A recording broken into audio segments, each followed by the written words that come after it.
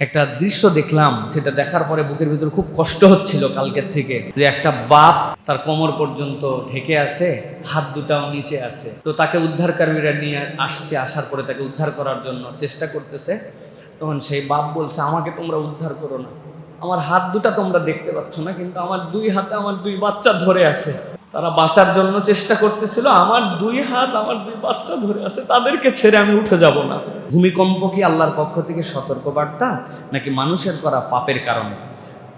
এখানে দুটো বিষয় আমাদের কাছে আছে। একটা, আপনারা জানেন গত পরশুদিন ভেনেজুয়েলাতে যে ভূমিকম্প হয়েছে, স্মরণকালের ভয়াবহ ভূমিকম্প। তার 2-3 দিন আগে ঢাকাতেও একটা ভূমিকম্প হয়েছে। আমি রাত্রের খাবার ওই সময় বসে খাচ্ছিলাম। আমি যে পরিমাণ ওই সময় যে শার্প ভূমিকম্পের যে শার্প মাত্রাটা বুঝতে পেরেছি, ভয় লেগে গেছে প্রিয় ভাইরা। এরকম ভেনেজুয়েলায় যে ঘটনা ঘটছে আপনারা দেখেছেন, 7.2 আর তারপরেরটা 7.5, এই আফটার শক দিয়ে পুরা ভেনেজুয়েলা শেষ হয়ে গেছে।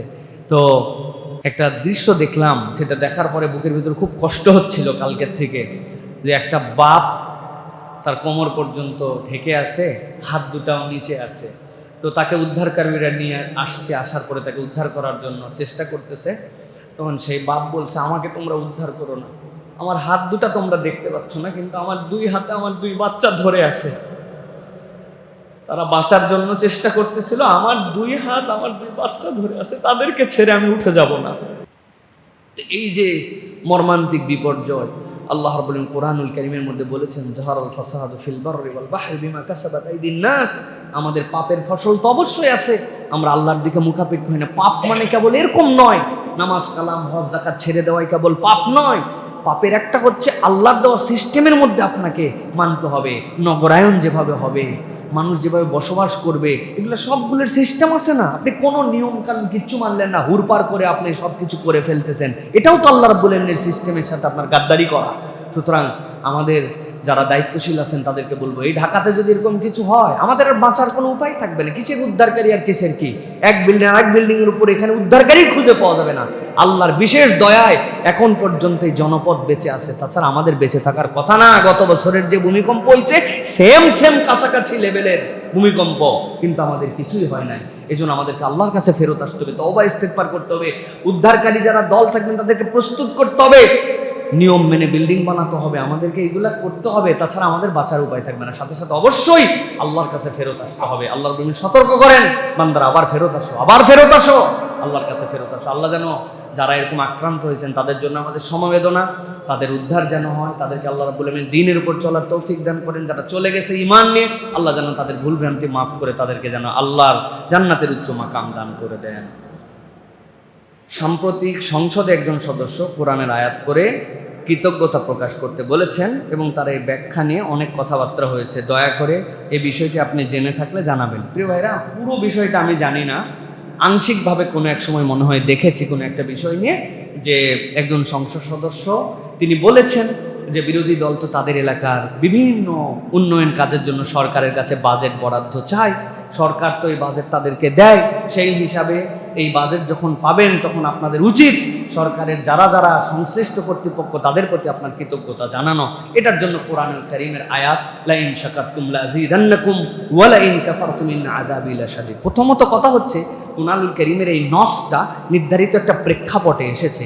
মূসা আলাইহিস সালামের কওমকে আল্লাহ মুক্তি দেওয়ার পরে আল্লাহ তাদেরকে বলেছিলেন, তোমরা কৃতজ্ঞ হও আল্লাহর প্রতি। সুতরাং এই কৃতজ্ঞতা আল্লাহর প্রতি হওয়ার জন্য খাস নির্দেশনা। কিন্তু মানুষের জন্য যে কৃতজ্ঞ হতে হবে, এটা রাসূলুল্লাহ সাল্লাল্লাহু আলাইহি ওয়াসাল্লাম কিন্তু ভিন্ন জায়গায় বলেছেন। নবী করিম সাল্লাল্লাহু আলাইহি ওয়াসাল্লাম বলেছেন, মান লাম ইয়াশকুরিন নাস লাম ইয়াশকুরিল্লাহ। তো যদি মানুষের কৃতজ্ঞ না হয়, প্রকৃতার্থে আল্লাহর কৃতজ্ঞ হবে না। কিন্তু এখানে দুইটা জিনিস আছে। একটা হচ্ছে, বুঝে না বুঝে আপনি আয়াতকে যদি এক জায়গায় প্রয়োগ করে ফেলেন, তখন এইটা ভালো মুডে মানুষ গ্রহণ করে না। কারণ আল্লাহর সাথে সংশ্লিষ্ট আয়াত আল্লাহর সাথে বলতে হবে, আপনি সঠিক কথা বলেন, সঠিক রেফারেন্স দিয়ে বলেন। দ্বিতীয়ত, এখন এই এলাকার একজন কমিশনার আছেন, তার দায়িত্ব হচ্ছে এলাকার যে ময়লাগুলো আছে এই ময়লাগুলো সাফ করবে, এই প্রতিশ্রুতি দিয়ে তিনি আসছে। এলাকার ম্যানহোলগুলোর মধ্যে ময়লা হয়ে গেলে তুলবে, এই প্রতিশ্রুতি এবং দেখার জন্য তাকে নির্বাচিত করা হয়েছে। এলাকায় মশামাছি হলে সে ওষুধ দিবে, এই দায়িত্ব দেওয়ার জন্য তাকে দেওয়া হয়েছে। দায়িত্ব পালন করছে, আপনি থ্যাংক ইউ বলছেন, আলহামদুলিল্লাহ, কিন্তু উনি এটা প্রত্যাশা করতে পারবে না, মশা মারার ওষুধ দিলাম, থ্যাংক ইউ বল, থ্যাংক ইউ বল।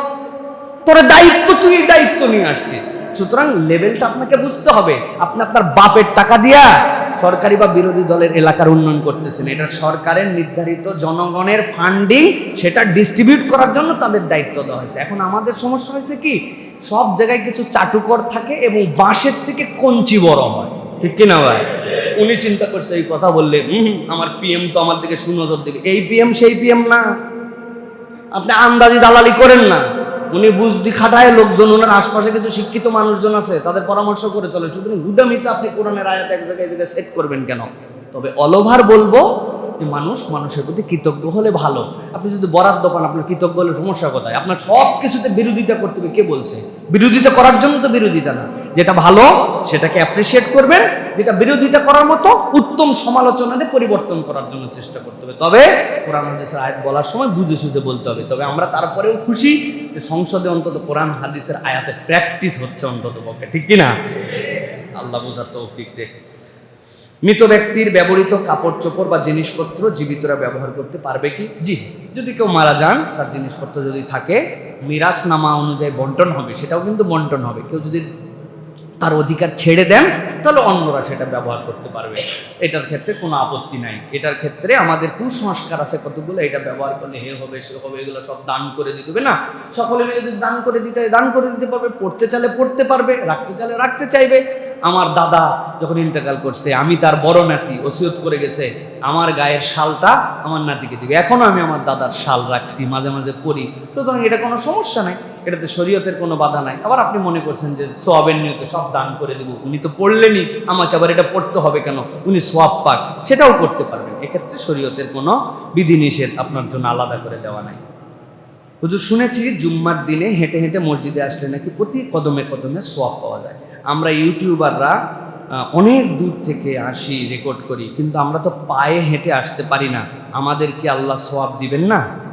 মাশাআল্লাহ, তাদের জানার আগ্রহ, এইটা ভালো একটা দিক। প্রিয় ভাইরা, রাসূলুল্লাহ সাল্লাল্লাহু আলাইহি ওয়াসাল্লাম বলেছেন, জুমার দিনে বান্দা যখন হেঁটে আসে প্রত্যেক কদমে তার সোয়াব হয়। সবার আগে আসলে একটা উট আল্লাহ রাস্তায় কুরবানি দিলে যে সোয়াব, ফেরেশতা তার আমল নামা এটা লিখে ফেলেন, সুবহানাল্লাহ।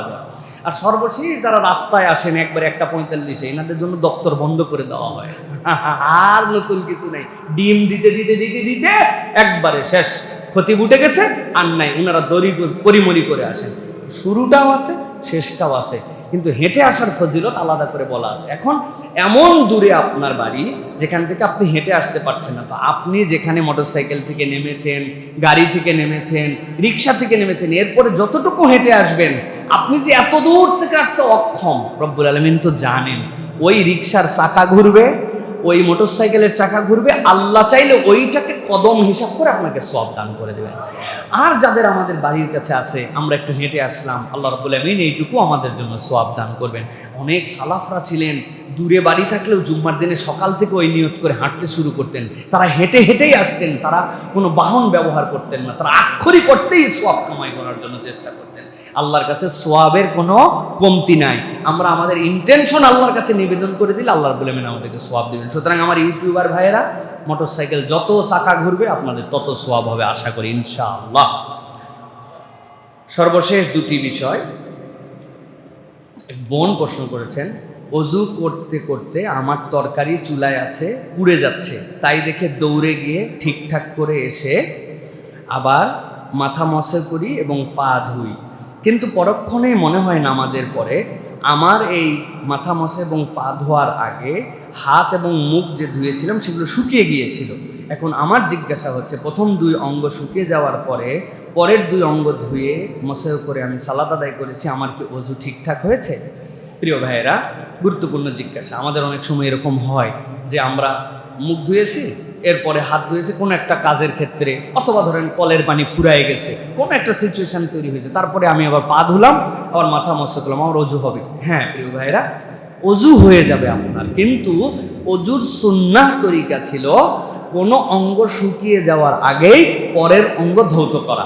সেই হিসাবে যদি সুন্নত ছুটে যায় তাহলে আপনার অজু হয়ে যাবে, আপনার সালাতও আদায় হয়ে গেছে, কিন্তু র্যান্ডম এই প্র্যাকটিস আমাদের করা চলবে না। শীতের সময় এরকম অনেক মানুষ দেখছি হাতের মধ্যে তোয়ালা নিয়ে থাকে, প্রথমে মুখ ধুলো, হাত ধুলে, এরপরে হাত মুখ সুন্দর করে মুছে তারপরে আবার পা ধুচ্ছে। এইটা কিন্তু আমাদের জন্য খেলাফে সুন্নাহ। ওযু হবে কিন্তু এটা করা যাবে না। উনি ঠান্ডার থেকে বাঁচার জন্য অনেক সময় এরকম করেন, কিন্তু এক অঙ্গ ভিজা থাকা অবস্থায় আরেক অঙ্গ ধুয়ে ফেলা এটা হচ্ছে সুন্নাহ। কিন্তু এর ব্যতিক্রম যদি আপনার হয়েছে, আপনি তরকারি নিতে গেছেন, ভুলে গেছেন, আপনার অঙ্গ শুকায় গেছে, ওযুর ক্ষতি হয় না, আপনার ওযু আদায় হয়ে গেছে, আপনার সালাতও আদায় হয়ে গেছে ইনশাআল্লাহ।